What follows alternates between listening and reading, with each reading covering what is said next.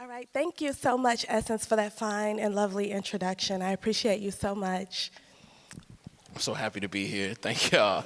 That was like better than this might be. That was amazing. Thank you. Welcome to Chicago, Kiese. Happy to be here. All my cousins and aunties and uncles and ex-students live here, so thank y'all they're for all having in the me. house tonight. Thank you. All right.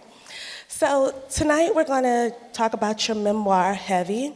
I'm going to ask you to read a portion of this prolific and just wonderfully, beautifully written, very telling memoir. But before we dive in, just yesterday, you dropped an essay on us in Vanity Fair about Michelle Obama. And I told you backstage, I said, you can't come to the South Side talking about Michelle Obama.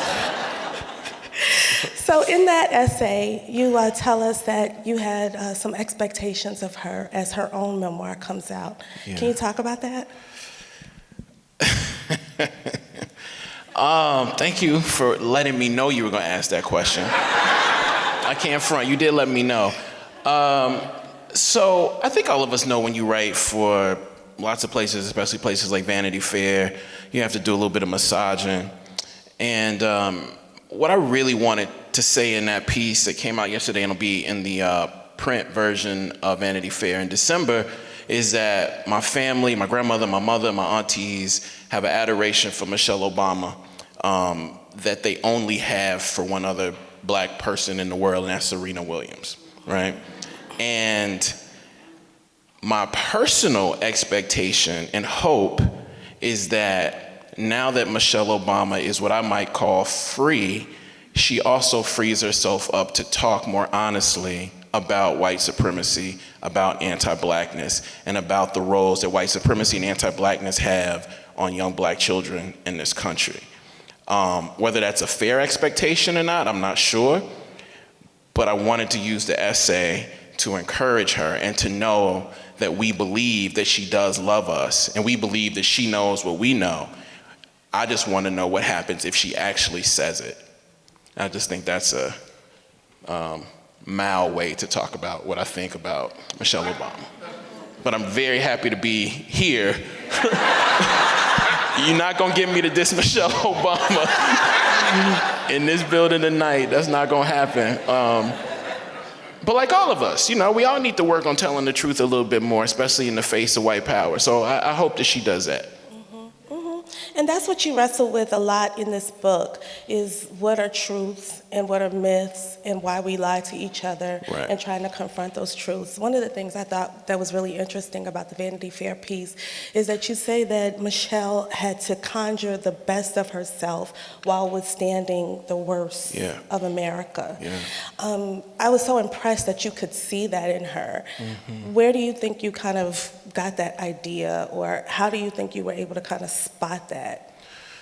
I mean, I wish I could say that I have like perception, but I think a lot of us remember that day that Michelle Obama had the audacity to say, like, I'm proud of my country now for the first time.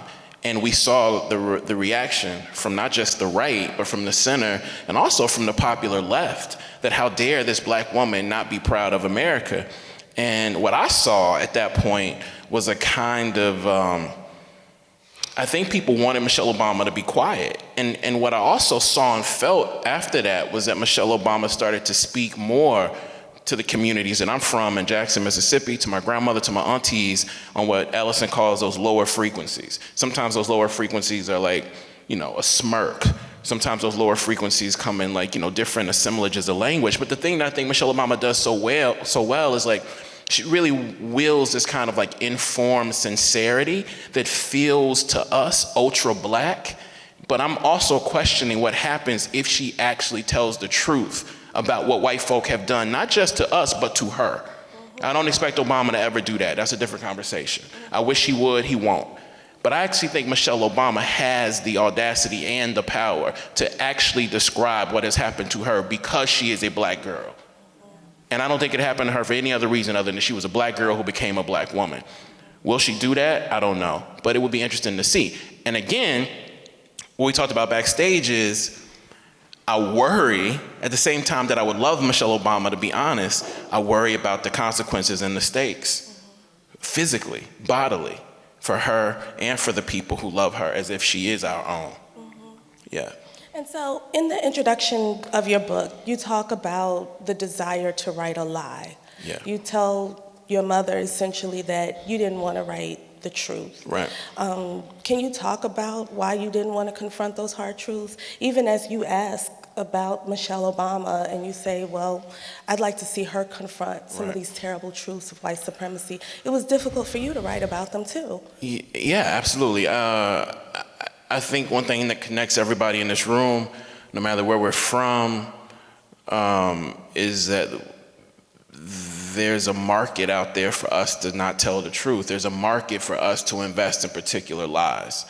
And so when I sold this book to Bloomsbury and eventually to Scribner, I was gonna write a weight loss book. I was gonna lose, Melody, hey Andrea, I was gonna lose 150 pounds, and I was gonna talk to my mama, my grandma, my auntie about their relationships to food and weight and sexual violence.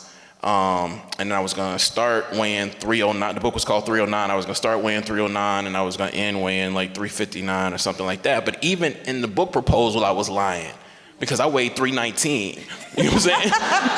But I didn't want them to know that, you know? And so like everything about what I wanted to do was really steeped in a lie. And so when I started talking to my grandmother, my mother, my aunts, they told interesting stories, but they were very respectable, uplifting stories that didn't have much to do with what we both knew were the truth. And then one of the last interviews, I talked to my grandmother.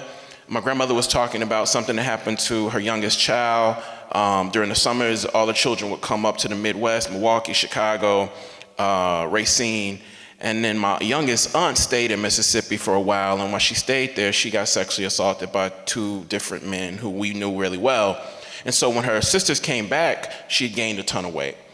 And the story that my family talks about amongst ourselves was that like she gained that weight because of what these men had done to her. When I put the microphone in my grandmama's face, my grandmama was like, oh, you know, your auntie started working at the chicken plant. They got a discount if you worked at the chicken plant. She started frying up a whole lot of chicken while your mama and them were gone. And she just ate a lot of chicken that summer, Key. And like, that's like an amazing lie, right? Like it's a complete lie, but like I was seduced by the way my grandmama used words. Then I turned the mic off and I was like, grandmama, why are you lying to me? And she was like, Key, because you're gonna put this in a book. You know, like, I'm not gonna tell you the truth so you can tell these white people what happened. And so at that point I was like, all right, I need to write a different book. And I need to write to my grandmama, I need to write to my mom, especially about things that I don't want to talk about, instead of creating this sort of voyeuristic weight loss book that focused on their bodies and their relationships to food. I need to talk about my own body, my own relationship to food, and the secrets that my mother and I like spent lifetime evading. So that's how I got to that point. But to do that, I had to write a completely separate book. You know, I think it's interesting, and it's like we have just completely dived in, right? We're gonna get back to the reading. Okay. But W.E.B. Du Bois said that Black people have a double consciousness, right? Like we live in one world for white people, and then we live in another world for ourselves. In some ways, as I was reading your book, it felt like you were adding a third level of consciousness, because there's a way that we interact with each other, that we cover things, just as your grandmother was covering it, right? She's covering this abuse. She is projecting a story of integrity because that's what we like to project to each other. Absolutely. And so even within our own families, even when we know the truth, do you think that you kind of dove into this idea that Black people have a third level of consciousness, that we're not just wearing a mask for our white counterparts, that we wear masks for each other? Yeah, I hadn't even thought about it as a third, but absolutely. And what I'm asking is, like, I think, you know, Du Bois is like double consciousness is something we talk about ad nauseum, and it makes a lot of sense, but I'm interested in the consequences of masking both of those consciousnesses. And so, you know, for example, I write about this in the book. In my house, I saw my mother be in abusive relationships. I saw my mother get beaten up. I tried to hurt and kill men who beat her up, but we never used words to talk about what we actually saw, not what we heard about happening. We never used words. And the irony for me is that I grew up with a mother who had me when she was 19 years old. She went to graduate school. She's an educator. She loves books. She loves words. So words were in some way words and the written word was our currency. But I knew early not to try to write about particular secrets that I felt and particular things that were happening to her. And so this, what you're calling the third consciousness, is really important, but it's particularly important when you're dissuaded from using words to explore that. I was taught to use words to talk about what white folk were doing to us. I was taught to use words to talk about some of what we did to one another, but I wasn't taught to use words to talk about those secrets that really just metastasize and harm and grow and harm and grow. And all of those secrets in my life were just tied to body, tied to wetness, particular kinds of wetness in the body, be it sexual, be it overexertion. And I just really wanted to try to write a book where I explored some of this wetness, some of that black bodiness, some of that Mississippi-ness that I had just never seen explored extensively on the page. And to do it, I had to write to my mama. Yeah. So talk a little bit about using that as a writing device. Okay. Because you tell the story, it's like a letter to your mother, right? And so it resonates with a particular intimacy because it almost feels like you're reading something that is written for someone else. Right. So how did that help you as a narrative device? Yeah, so that's a great question. And so for me to do what I wanted to do, I think I had to acknowledge that it started off as a device. I started off trying to do what most people do with the epistolary form in terms of a letter. But if you see as you read the book, it's not a letter. There's no dear mama. There's no sincerely Kiese at the end. And I say in the first chapter, I'm not writing you a letter, mama. I'm writing you a particular book, which means I'm making other people who want to read this book center a black girl who was born in the middle of central Mississippi, who grew up in forests, who spent her summers in Milwaukee, who loved to read, who loved to write, who loved to run. That's the center of that book. And so to make that person the center of the book, I had to write to that person. But it's important for me to let everybody know, it's not a letter, it's a book written. And I'm saying that because so many of our books, even books that sometimes use the epistolary form, are still centering a kind of whiteness, a kind of cis heterosexual whiteness. And I understand why those books do that, but I just didn't want to do that. But the tough part is, even though I did not do that, I think about the rupture, because I wrote this book to my mom, I wrote this book to Mississippi, I wrote this book to Forest, Mississippi specifically, but my editor is a white woman from Massachusetts. My agent is a white brother from Brooklyn. My two publicists live in New York. They spend all the times on the phone talking to people like this who run this thing, who are probably white folk too, right? So as much as I think I'm writing directly to my folk, uninterrupted, I think we need to also think about particular ruptures that the market demands. Do you know what I'm saying? And that's where I think the conversation gets a little, for me, less inspirational, because there's a lot of white hands in my book, and I attempted to write a black ass book.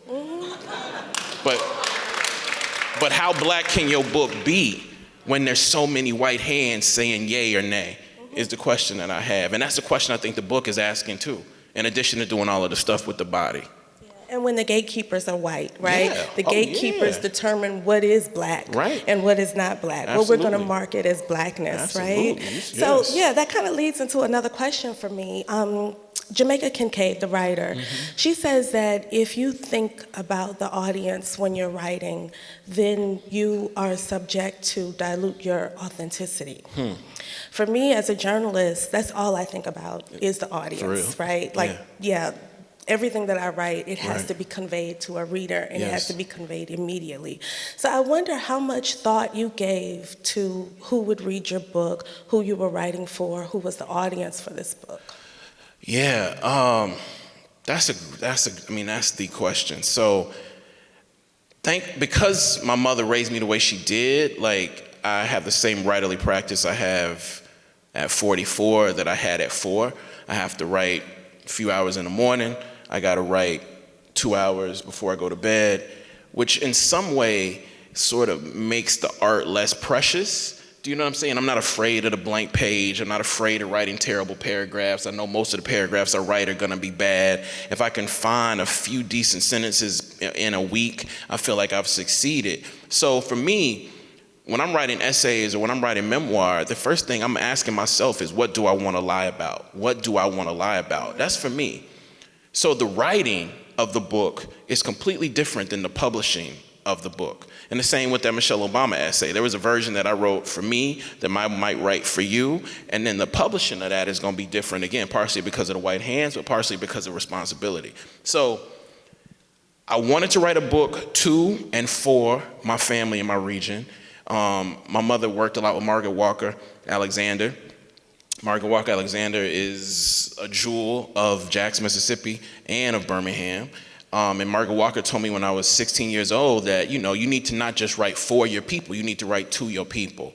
And so like once I started getting through like 5 or 6 drafts, I was like, what do my people need, and can I provide any of that?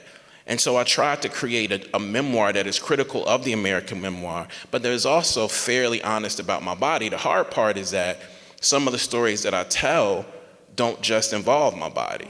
They involve other people's bodies, other people's really vulnerable bodies. So that meant that I had to get those people involved early, interview them, talk to them about their memories, and then just trust when I put the book out there that there would be like really loving, generous readers like you, like Essence, like Melody, like Andrea, who would actually see what I was doing and appreciate it. But it's a risk. It's really, it's a relationship risk. My mama loved the idea of the book much more than the actual book. She loved the idea of the book. And then when she saw a line and, the shit is all over New York Times and, Today Show and shit, then she, hold up, Key, like, that's not what I signed up for. And I'm like, you kind of did sign up for that. You just didn't think it was going to be good, That's what happened. Okay, let's unpack a little bit of that. Okay. So your mom, one of the things, she wrote a response, Yes. right? So she responded to this memoir, Yeah. and she said that sometimes remembering brings up joy, and sometimes it brings up pain. Right. So my question for you is, how do you respond then to the pain that it evoked by bringing up these memories that were really tough?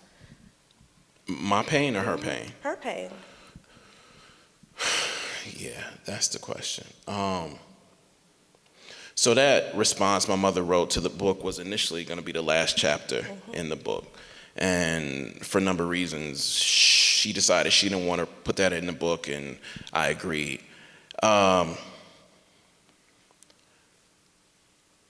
Causing my mama pain is the last thing in the world that I want to do. And it took me so long to write this book, honestly, too, because I needed to get to a point where I did not resent my mom for some of what happened between us. And I can call it abuse because she calls it abuse, If I would have published this book a year earlier, it would have been different, but I also would have been publishing it partially to kind of put her on blast and to harm her. I had to work to a place where we both were like, this is what we feel comfortable putting out to the world. We're gonna take that away. So all that said, when I'm writing about my mom, who in my city was a very prominent political scientist who worked at Jackson State, not being able to pay bills and, sometimes being abused, that is painful. But I think it's also joyful for her to read scenes where I'm talking about us playing basketball, where I'm talking about her, putting her thumbs in her mouth and wiping the sleep out of my eye, where I'm talking about wiping the sleep out of her eye. So there's a lot of painful, terrifying stories I tell in that book that I think to this day make my mama feel pain. But I also think as a literary product, my mama has told me she sees that her investment came full circle. The writerly practice she instilled in me made me so I had the audacity to try to create a memoir that I've never read. So this book is as much her work as it is mine. And though it brings me pain and it also brings her pain, I think it also brings us a certain amount of beyond joy that we could live the life we led and create a piece of literary art that actually matters to a whole lot of black people in this country. So that's really where, that's not a lie, that's really where we feel right now. But it's still painful, you know? Like when I do these interviews, primarily with white interviewers, and they're like, why do you talk to your mama? I'm just like, fuck, like I must have done something wrong, you know? Black people don't ask me that. But white folk are like, why do you, I mean, even on NPR, the guy was like, why do you talk to your mama? And if you listen to the NPR interview, you can literally hear me be like, oh my God, you know, like, and they didn't even edit that out. That's the interesting thing about them. Like sometimes like they don't even know what we're saying, right? Like they don't even understand the lower frequencies. But he asked me that and I'm like, oh my God, bro, you really asking me that? Like, if were not for my mother, I would not be here as a writer. But that doesn't mean my mama didn't make some bad decisions. And most of my mama's bad decisions with me had to do with white supremacy. When my teachers failed me, I got beaten. At 11 years old, I knew that when my teachers kicked me out of school for doing something other white kids could do, I knew I was gonna get beaten. And I knew that was wrong. There was no, like, it took me 5, 6, 7, 10 years to look back and be like, I realized it was wrong. And so I love my mom, but I also want to be like, if we could do things over, mama, I don't think you ever need to beat me under the guise of white people gonna treat you worse than I'm treating you. That shit didn't work. It might work for some parents, it didn't work for me. And so I want to be honest with my mama, but I also want to just say I love her to death, and I'm so thankful she gave me this art and this tool and the ability to revise, because I've been able to make a life of that. Yeah. Wow, amazing. So let's hear some of it. Okay. Can you read for us? Sure. Oh, I need the mic. So I'm just gonna read a page and a half. This happened on April 29, 1992. The next day, on April 29, 1992, the night of the Rodney King verdict, you held me in your lap and would not stop rocking for 2 hours. We watched LA burn as cameras showed a white man pulled from a truck getting beat up by black and brown men at a LA intersection. I hope you see what they aren't showing, you said. I want you to write an essay about what white folk feel tonight. I know they're blaming us. I looked at you like your bread wasn't done, because the last thing I cared about was what white folk felt. I'd only been alive 17 years and I was already tired of paying for white folk feelings with a generic smile and manufactured excellence they could not give one fuck about. I'd never heard of white folk getting caught and paying for anything they did to us or stole from us. Didn't matter if it was white police, white teachers, white students, or white randoms. I didn't want to teach white folk not to steal. I didn't want to teach white folk to treat us respectfully. I wanted to fairly fight white folk, and I wanted to knock them out. Even more than knocking them out, I wanted to never ever lose to them again. I knew there was no way to not lose unless we took back every bit of what had been stolen from us. I wanted all the money, all the safety, the education, the healthy choices, and the second chances they stole. If we were to ever get what we were owed, I knew we had to take it all back without getting caught, because no creation on earth was as all-world as white folk at punishing the black hole for the supposed transgressions of one black individual. They were absolute geniuses at inventing new ways for masses of black folk with less to suffer more. Our superpower, I was told since I was a child, was perseverance, the ability to survive no matter how much they took from us. I never understood how surviving was our collective superpower when white folk made sure so many of us did not survive. And those of us who did survive practiced bending so much that breaking seemed inevitable. That night when you finally started snoring, I crept into the kitchen, opened the garage, got in your Oldsmobile, put it in neutral, pushed it out of the driveway. I didn't go far, just a mile down the road to the grocery store. I waited in the parking lot for the bread truck to pull up.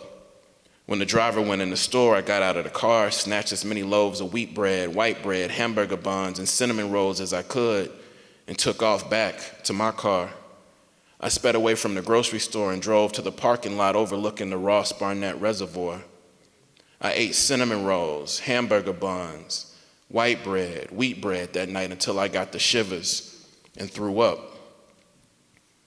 The next morning, I served you some buttered wheat toast for breakfast in bed. You hugged my neck and told me thank you. You told me we would win our fight. You never asked me where the bread came from. That's it.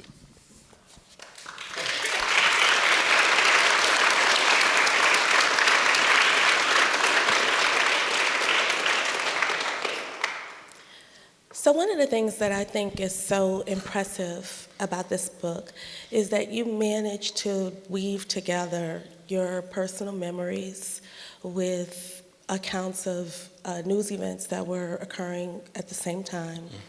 And you also turn your gaze toward how these experiences impact your body, your physical body. Can you talk about why it was important for you to relate that the abuse, the being pushed to accommodate whiteness, how that ended up taking a toll on you, or how it kind of physically manifested? Yeah. So one of the things I'm trying to say in this book is I'm not trying to make purely causal relationships between my gaining 150 pounds like I did in college or my losing 160 pounds like I did post-college to like one experience or two experiences. I know growing up as a big black boy, there were times when one of my mother's students was very sexually violent with me. Another woman in my family was very sexually violent with me. But the thing that confused me the most was that like once I was outside of the door, listening to one of my friends who was this older girl who was like 15 and three boys were sexually harming her, and I just stayed out of the door. I knew what was happening was wrong, but I didn't stop it. The next day, one of those boys sexually assaulted my friend Dougie, and I didn't break that up either, but I ran and whatnot. And during those times, I felt a lot of things. I felt confusion and whatnot, but I also felt like those boys weren't picking me because of my body, because my body was bigger, because I was sweatier, and all of these things. It didn't necessarily make sense, but I didn't have anybody or any way of talking about that. So I tried to talk about it with my grandmother, because my grandmother was a person I knew loved me more than anybody in the world. And when I gave the notebook to my grandmother with my trying to make sense of that, she couldn't make sense of it, partially because of what she had been experiencing with her own body. And so when I started to think about that, I just wanted to think about how, lots of these, what we now call traumatic events, be they personal traumatic events or structural traumatic events, our bodies are sort of at the root of a lot of those things. We were just talking about My Brother's Keeper backstage. I'm also in this book trying to talk about how there's so much more to our experiences, particularly cisgender black boys, than being beat up by white supremacy. And so I was in the White House trying to convince Obama's people that My Brother's Keeper needed to have a much more structural critique, trying to convince Obama and them that black girls needed to be thought about just as much as black boys. I went there, we fought, we tried to convince them, we lost that battle. We patted ourselves on the back for even fighting. And on the way back, I lied to my partner, who was a black woman, who was once a black girl. So that's a particular kind of abuse. And I just think sometimes if you refuse to follow where your body actually goes, you can just get lost in this idea of ideas, like the idea of ideas, when our bodies have to be there too, So in my life, sometimes when I've been doing the things that seem most righteous, my body has been invested in a particular kind of terror, not just experiencing terror, but actually causing terror on other people. If you lose the body, you lose that. And so I just wanted to not lose the body in this book, be it survival or be it the actual terrorizing of other people who generally happen to be black women and black girls. Let's talk a little bit more about that. One of the things that I was pleasantly surprised at with this book are the ways that you reckon with your own ways of abusing or of neglecting black women. You call forth, you say that that black boys are essentially taught and trained to expect black women to be able to overcome anything, So the pain of Black women doesn't even become recognized. And then you admit your own complicity within that even as someone who is versed and steeped in Black feminist doctrine, that you have contradicted that. Can you talk about why you decided to reckon with that and the response that you get from readers or even from your mother who reads that? Yeah, that's a great question. So there are a few things my mama told me to take out the book that I did not take out, and that's one of them. My mama, my mama grew up in the middle of Mississippi, so her initial impulse is always the white man ain't gonna let you do that, right? Like, and so when I started talking about stealing, like whenever white folk did fucked up things to me, I just always wanted to steal their food, like always. I don't know why. I'm not gonna try to psychoanalyze myself, but when I first got my job at Vassar College and this white brother came up to me and told me how lucky I was to be there, I'm looking at this motherfucker and I'm like, just wait till you go home, fam. I'm gonna eat all your yogurt, all your granola, you know what I'm saying?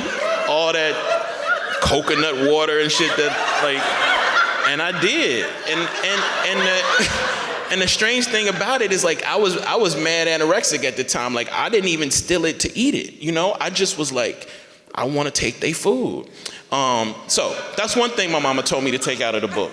Another thing my mama told me to take out of the book, and she was like, Key, whatever harm you've done to Black girls and Black women as a partner, you can't put that out there in the world because you're gonna need university jobs. Universities are gonna be scared to hire a Black boy who admits to harming Black women and girls. I think she's right, but I can't write this book guided by the principles I think I'm guided by and not tell that truth. And one of the truths is that I grew up, I went to a number of colleges. I was a women's studies major in addition to being an English and sociology major. I was one of those boys that women and particularly Black girls sometimes called a good guy. And I should have realized this earlier, but versing myself and all of that made me able to be a more potent emotional abuser. Do you know what I mean? I'm sure y'all know that shit, but at the time, it wasn't it wasn't all of this is helping me be more liberated. Yeah, on some way, I could organize better, I could talk better, I could think better, I could understand patriarchy, I could understand intersectionality, I could really understand what Bell Hooks was saying when Bell Hooks said all the things she said. But in my life, what that did is it made Black women put their guards down. And what I wasn't doing was I wasn't using Black feminism to really reckon with the way patriarchy and myself were conditioned to kind of push off good love and manipulate good lovers. And I just feel like I couldn't write the book if I wasn't gonna be honest about that. But the fucked up thing about that is that we live in this culture where even if you say that, sometimes Black women pat you on the back for saying that. And so I don't want no pats on the back for that.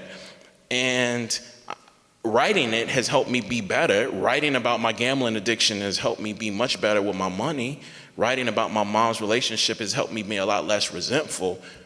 But that's the thing I think I'm most fearful of, is the way I've looked particular Black women in the faces who have loved me in spite of me, who've talked to me about their experiences with abuse, asked me if I wanted to talk about mine, and I was like, no. And actually I would been I'm not gonna get any more into it, it's a little bit too much, but I just think in order to write the book I wanted to write, I needed to try to reckon with that on the page. I'll just say that. I thought that it was so incredibly transparent, though, to put it out there, especially because, as you said, you can end up with this response of, oh, you admit your abuse. You're such a good person for that. Yeah. I always say this, but it's true. It's so low for us. The bar is so low. Not just for Black men, because I think the bar is even lower for white cis men. The bar is really low for them white brothers, really low, really low. But whatever, that's them. But like even for us, it's so low that when you just trip over that bar, people treat you like you flying, you know? But they saw you trip over the bar, and we're not flying, you know? I see a lot of brothers in here being like, fam, like, please stop. So that's what it is. Okay, I want to kind of go back to a couple things because I want you to talk to the audience. I want to make clear that your writing practice came from your mother. You said that. Absolutely. And you write that in your book. But part of what inspired her or pushed her to push you was almost to weaponize you against white supremacy. No doubt. She was trying to protect you from the harms of the world, but that then inflicted some pain, inflicted some grief. It didn't help you really to avoid fully the pain of white supremacy or just abuse of this world. No, I don't think books save us. I think books can help us connect and all of that, but my mom actually believed that, the truth is, my mom believed that reading white canonical authors would not just weaponize me, but create a shield. You know, my mama was like, I would get my ass whooped in public if I used contractions around white people. Because my mama believed that, they already think less of us, so if you do something other than use what she called the King's English around them, they're gonna have more reason to do you in. She thought that about how I speak. She thought that about how I dress. Obviously, I push back. I dress how I want to dress, but I also dress in a way, I just dress what makes me feel comfortable. And even as a kid, I was like, Mom, I saw Martin Luther King shot dead wearing a nice outfit, you know? I heard Martin Luther King, and I heard the Southern inflections in this brother's voice, but shit, that motherfucker knew English better than Faulkner. You know, Fannie Lou Hamer, I think, is the most informed, sincere, persuasive orator of my life. She died a miserable, suffering life. So even as a kid, I just knew that this notion that you can protect yourself with white words was not true. And my mama tried to do that. And that's a generational thing too, I think. My mama believed that you could protect yourself with white words. It didn't work. But what did work is convincing her son that revision is the key to being a liberated black person in this country. Revision and creation, like that worked.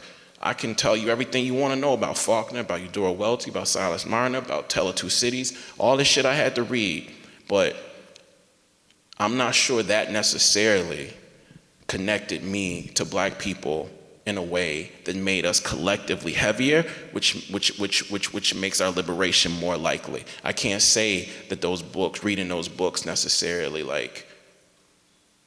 shielded me from what she thought they were shielding me from. Actually, I know it didn't. And what I always say to her, and what she gets mad at, is that the architects of this empire, the architects of terror, with the exception of Donald Trump, read lots of books. You know what I'm saying? The architects read books. So this notion that you got to read books in order to, come on fam, they read those books and they're fucked up people. So my mama did not. We'd have June Jordan on the bookshelf, but I couldn't read it until late at night when she was asleep.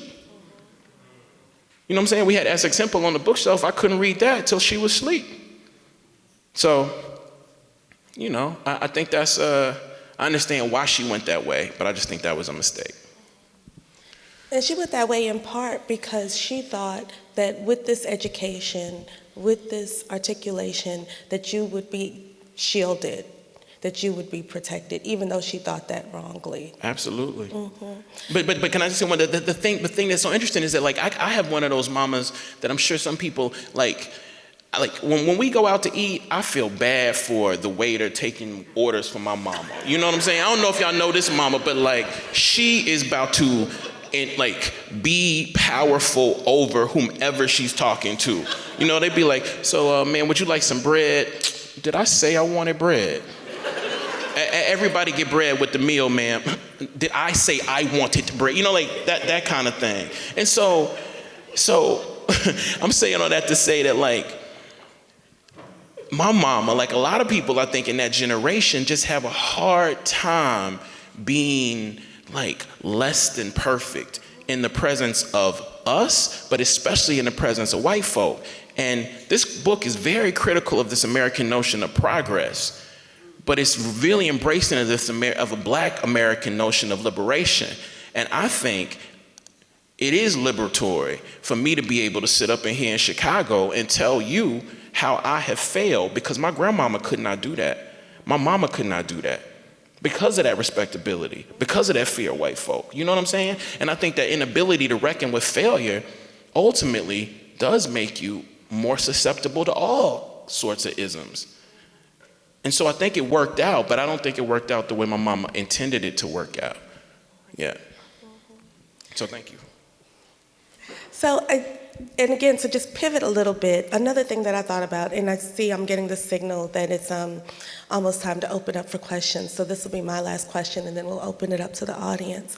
One of the things that I thought about a lot as I read the book is the manifestation of how these issues, how they manifest themselves in your physical body. And I wondered, as you gained weight, as you lost weight, when are you punishing yourself, and when does the punishment stop? Oh, child. I mean, that's a question right there, right?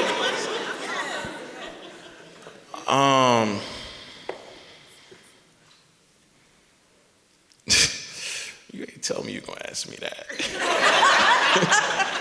I don't know the answer to that question. I know when I was like 159 pounds, I had 2% body fat, I thought I was free.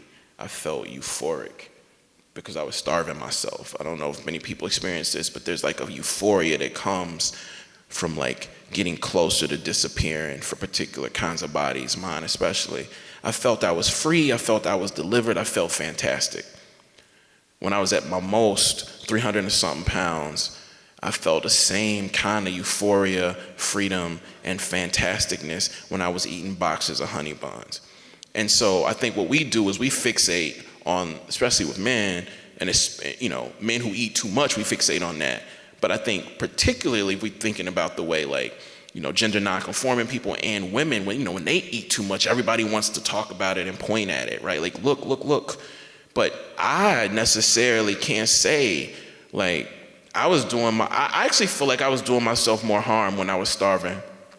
I was worse to people I loved, I was worse to myself, and you could not tell me shit about me because people said I was fine, right? When I was bigger and when I'm in the body I am now, I mean, there's a fear. I mean, you know, I scare people easier and whatnot, but it's not the same thing as that thing that I had where I just wanted the number to continually get lower.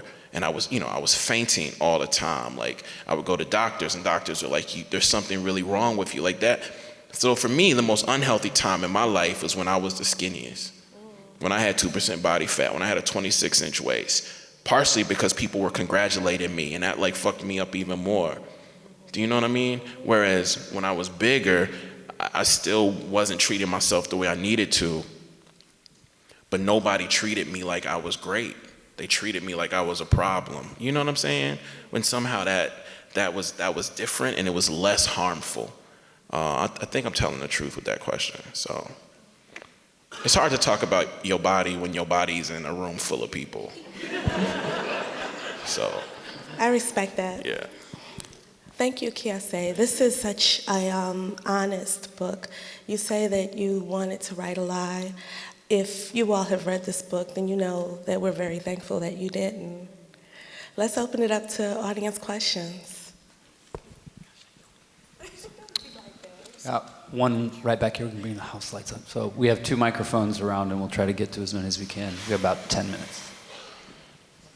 Stand up. Cool. What's up? What's happening? So I keep thinking about like Zora Neale Hurston's folktales, right? And the way that with those folktales, she frames all of them as a lie. So she's like, the next lie I have to tell you is this, the next lie I have to tell you is that. And the way that those tales are like meant on some level to be didactic. So I'm curious, like, for you in this world that has been sort of built on like lying to you and training you to lie to yourself and to other people, what were there ever like, I guess what were the functions of lessons that were built into those lies? Does that make sense? Is that okay? Yeah, it makes sense. Thank you. So, I mean, and I think you know this more than me or as much as anybody in the room because of the work you do. Like, there's so much utility in the lie, right? If those of us who love language, I think we have to love the utility that we find in the lie.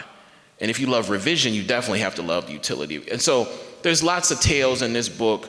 And so what I never say in this book is that I'm telling necessarily the truth. I think I'm doing honest reckoning, which is different than the truth, right? And I say this all the time, but it's true. Like, one foundational lie on this book is that, like, you know, it mostly happens in Jackson. I never talk about the fact that Jackson is indigenous land. I never talk about the fact that, like, indigenous sovereignty is as important as breaking down any sort of anti-black white supremacist notion we could come up with. So that's a lie, right? It's a lie, but it's a lie that people won't even call me on because there's so many other supposed excavations of lies and truth going on. So what I'm saying in this book is that, like, the language we use to tell the lie is as important as the lie. Do you know what I'm saying? Like, and that's what Hurston was doing. Like, the language we use to tell the lies is important. Like, the assemblage of words we use to tell the lie as an artist who creating art objects is as important as whether or not we're telling the truth or not. So at the end, when I'm just like, please, mama, don't be mad at me, I'm just trying to put you where I've been, right? Like, on one hand, that's a sincere plea to her, but it's also steeped in a kind of lie because I'm also talking to you, Nate. I'm trying to be like, you see what I just did? You know what I'm saying? So it's like, I just think there are two things working at the same time. I'm not sure if I'm answering your question or not, but we can talk more about it another time. Yeah, so thank you. In the way back. Nate Marshall? Okay, so that's Nate Marshall, someone I've looked up to. His poetry, his work on Earth has guided me in ways that I never expected. I met Nate in Mississippi like 2 or 3 years ago. I was ashamed to come up to him, but I did, so. Yeah, he's one of Chicago's own. Yes. Hey, Nate. Yes. We have a question in the back. Thank you so much for your work. And when you published this book, I actually held on to it for a while and I couldn't read it because I've read some of your previous work and I wasn't sure I was ready to go wherever you were going with it. And I'm also the mom of 3 black boys. So I haven't finished it because there are times I'm holding my youngest son who's roaming around here somewhere and I just can't do that at the same time. So my question to you, or what I would love to hear you sort of talk about a little bit more, if you can, is the decision that you made. Like, you talked about the risk of sharing other people's truths and stories in your own story. And I think that as I'm reading, that's the thing that keeps tripping me up. It's like how, like if I were to talk about my life, I would implicate like so many other people in that, right? So how did you, I would just love to hear a little bit more of your thought process. And you talked about it some, but it's still like, I don't know how you did that. And that's my question. No, I'm so grateful you asked that question. So, I mean, I think one of the wonderful things about art is that it comes out as a package, but it's always messy. And there's so, I think sometimes the more interesting art is the art of making the art than the art that we actually see. And so for this story, for this piece, I had to talk to almost everybody in the book. And when I asked everybody in the book, I was like, do you remember when this happened? They'd be like, yes. And the question I asked everybody was like, can you tell me what your body remembered when this happened, right? I wanted to know what people's bodies remembered. But I can tell you 2 stories. One, there's a scene in this section called Black Abundance. It's a chapter called Meager. I was writing about my memory was that my boy was cutting an apple up with a plastic butter knife, and we got kicked out of school that day. And then I was talking to my man Lathan, he was like, nah, bro, that wasn't an apple, that was a grapefruit. And then I was like, word, it was a grapefruit? And then but a grapefruit just that was better for my art, right? Like 2 black boys sharing some really juicy grapefruit is better than 2 black boys sharing an apple. And then I was like, oh, but it was a plastic butter knife, right? And he was like, nah, nigga, that was a knife. Like, that was a knife. And then I was like, oh, okay, well, that changes the story a bit. But I had to put the knife in the story because that's what happened. So that's one example. But another example is we were just talking about harm. And so, I've not had a lot of partners in my life, but one of the partners I had who was like the kindest and treated me the best, I wrote initially about that relationship. And in writing about that relationship, I told truths that I never told her. So when I went to talk to her about this book, she was just like, here's what's not gonna happen, right? You don't get to lie to me privately and then get Scribner money publicly for telling me what I asked you to tell me back then. Keep my name. Say it in full. Keep my name and my likeness out of your book, because that like knowing that's in the world is gonna stop me from healing, right? So I had to keep her name and likeness out of the book while trying to be honest about the things that I think I did wrong to her. Do you know what I'm trying to say? So my point is, like, with almost everyone in the book, I had to reach out to them and talk to them about what they thought, what they felt, and almost all the time it was a collaborative thing. And with my mom a few times, my mom asked me to take some things out, and I took out a lot of what she asked me to take out, but there's some things she asked me to take out that I also left in too. So I'm just saying, like, before people see the book, there's a lot of talking to people involved in the book. So I think we have time for one more. All right. And there was right over here.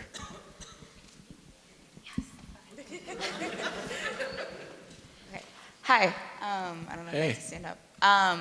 So Heavy is an American memoir, and you mentioned earlier in the discussion that you're both kind of writing and unwriting the memoir as a genre. And I was wondering if you could elaborate a little bit on the components of what a memoir is kind of in the public imagination that you're kind of trying to unravel a little bit. Yeah, I think thank God for American memoirs, especially, I consider slave narratives kinds of American memoirs.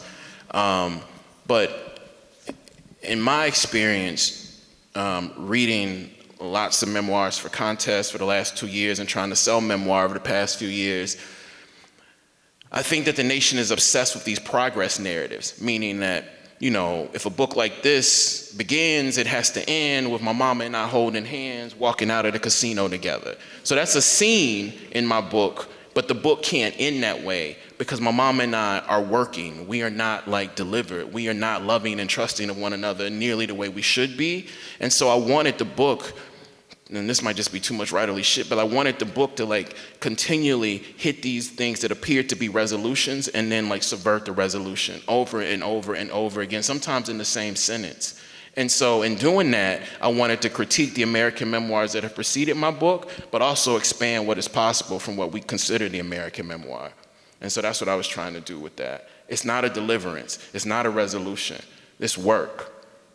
And I feel like if Black people can embrace that in a nation that is always encouraging us to be happy about progress that has been gained at our expense, I think we can do a lot with that. And so I just refuse to give into this idea that we've made it, or that because I can write the book, we've made it.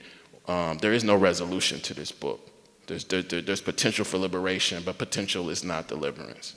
So, thank you. Thank y'all so much. Thank you.